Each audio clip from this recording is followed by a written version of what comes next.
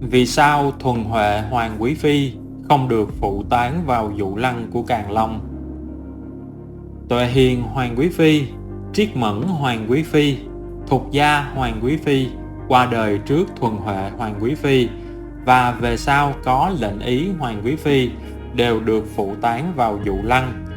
Nếu Thuần Huệ Hoàng Quý Phi được sủng ái thì vì sao bà ấy không được phụ tán vào vụ lăng giống như những vị kia? Việc này trong Thanh Triều Sử Thư hay Thanh Cung Đương Án đều không có ghi chép, rất khó để trả lời cho chính xác. Một hoàng phi được an táng ở vị trí nào chỉ có hoàng đế mới có thể quyết định, mà khi hoàng đế sắp xếp một vị hoàng phi an táng ở đâu cũng đều không nói rõ nguyên nhân, cho nên cũng có thể nói vì sao Thuần Huệ Hoàng Quý Phi không được phụ tán vào vụ lăng chỉ có một mình Càn Long Đế biết rõ.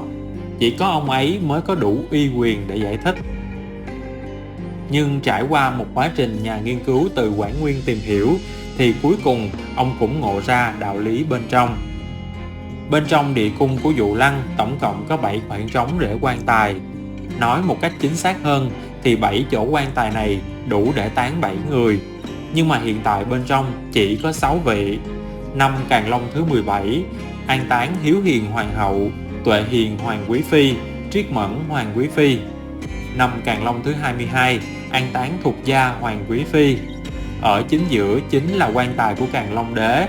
Bất luận là ai cũng không thể được an táng vào chỗ đó ngoại trừ ông. Năm Càn Long thứ 27 ngôi vị hoàng đế tiếp theo hoàn toàn chưa được xác định. Đó cũng là lúc Hoàng hậu Ô Lạc Na Lạp Thị đắc sủng. Giả sử ngôi vị hoàng đế tiếp theo là một người con của Phi Tần, vậy tương lai vị Phi Tần đó sẽ được truy phong làm hoàng hậu. Nếu hoàng hậu cùng sinh mẫu của hoàng đế tiếp theo đều qua đời trước hoàng đế thì hai người này chắc chắn sẽ được an táng vào địa cung Dụ Lăng. Như vậy thì 7 chỗ trong địa cung đều đã đầy đủ.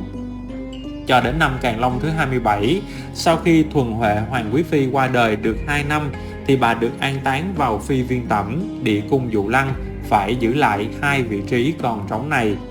Một cái cho Hoàng hậu Ô Lạc Na Lạp Thị và một cái cho mẹ đẻ của hoàng đế tiếp theo.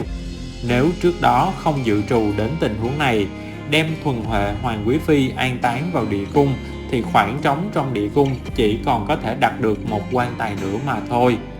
Người khôn khéo như Càn Long Đế chắc chắn đã nghĩ đến tình huống này. Cũng vì nguyên nhân này mà Thuần Huệ Hoàng Quý Phi không được phụ tán vào địa cung.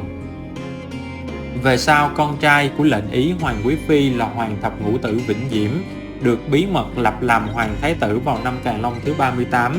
Ngụy Giai Thị qua đời vào năm Càn Long thứ 40. Bởi vì Ngụy Giai Thị chính là sinh mẫu của hoàng đế tương lai, cho nên năm ấy liền được an táng vào địa cung Dụ Lăng. Hoàng hậu Ô Lạc Na Lạp Thị thất sủng, sau khi qua đời chỉ được táng vào Phi Viên Tẩm, mới khiến cho một khoảng trống xuất hiện trong địa cung. Nếu bà không bị thất sủng thì tất nhiên sẽ được táng vào Dụ Lăng.